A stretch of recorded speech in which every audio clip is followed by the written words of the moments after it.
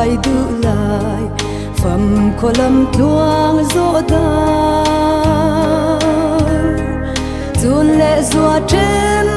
nan bia tu lan lovin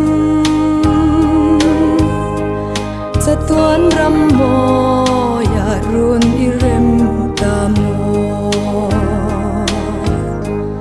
salem khopui chua tang mo ya ka tuai du lai boite i chun le zua u na wilen dualte tum kau cho in min lo mua kang cheu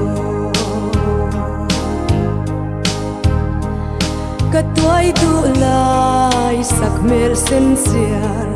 dar tui aluang ral tu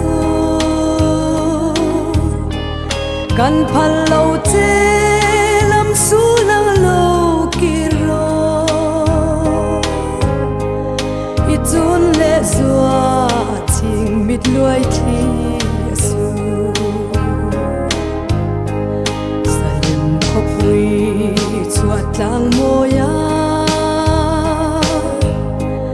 ka tuai du lai boite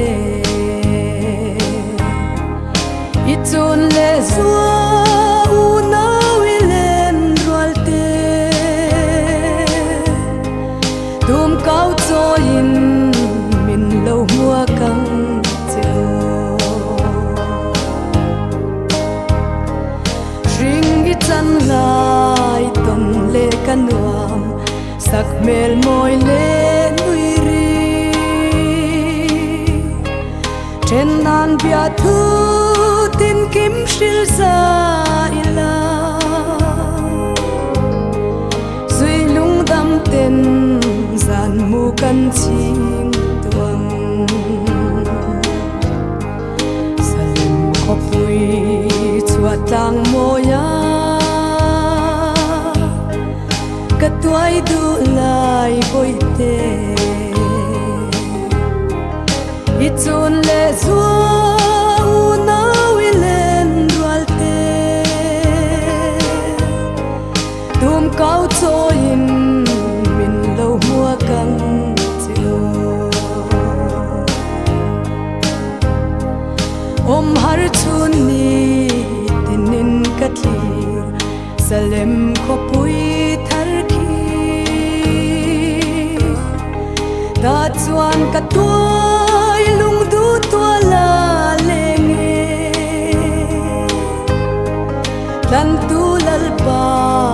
sa inan fat ning lo salim khopui chua tang moya ka tuai du lai boite i chun le zua